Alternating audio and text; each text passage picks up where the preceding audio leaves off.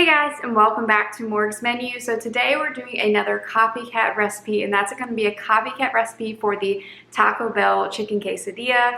You could really use this with any kind of protein that you want, whether it's steak or black beans or whatever you like to put in it. But I've tried this a couple different times using a couple different recipes and really found one that kind of combines everything together and really gets you that genuine Taco Bell Quesadilla taste. So if you're interested to see how that recipe turns out, keep on watching.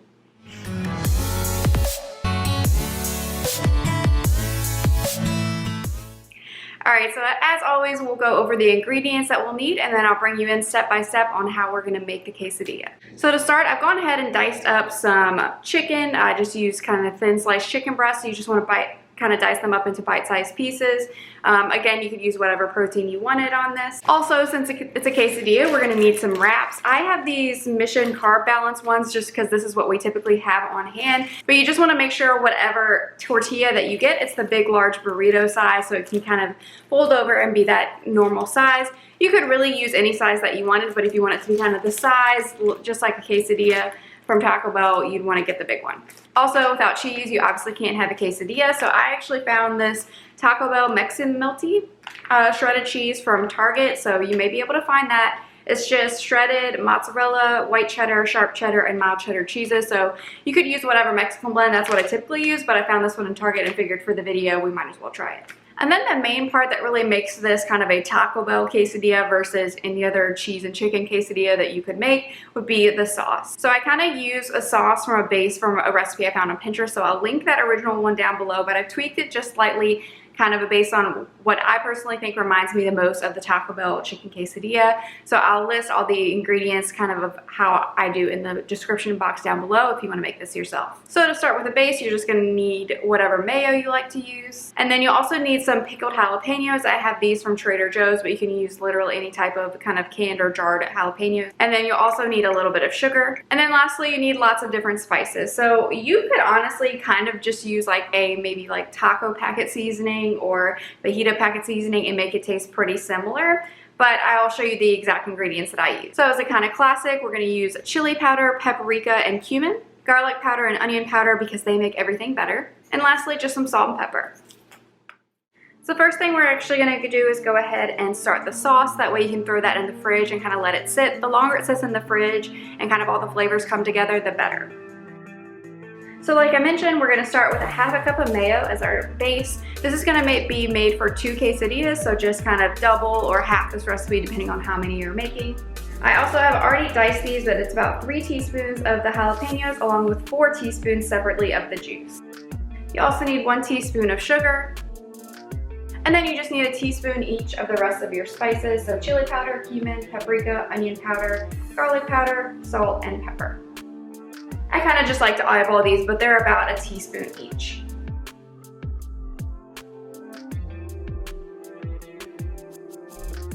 Once you mix that together, just throw that in the fridge, and then we're going to go ahead and prep the chicken. So like I said, I went ahead and prepped everything basically for the chicken beforehand and just diced it into bite-sized pieces. And then I'm just going to season this. Now the Taco Bell chicken, I would say probably isn't seasoned super strongly. It tastes kind of bland when you have it. So I do add some seasonings, but depending on how authentic you want it, you may want to cut down on some of these. But I just like to do a little garlic powder, chili powder, and salt and pepper. Once you've seasoned your chicken, you just want to kind of saute it on a pan at medium heat until it's done. It'll depend on what size you cut them in as to how long it will take them to actually cook, but it should only take a few minutes as long as you cut them up into bite-sized pieces.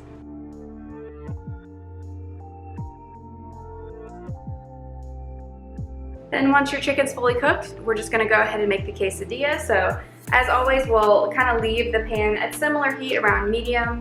We'll start by throwing down our large tortilla. We'll put down a thin layer of our cheese, top with about half of our chicken, and top with another thin layer of cheese. And then on the opposite side of the quesadilla, we're going to lay down half of our sauce.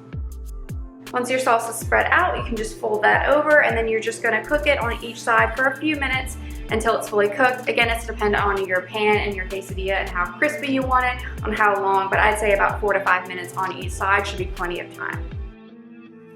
Now the hardest part about this is obviously flipping it, but just kind of make sure it's cooked as much as you want it on one side. That way you only have to worry about flipping it once, and just carefully go ahead and flip that over and then finish cooking on the other side.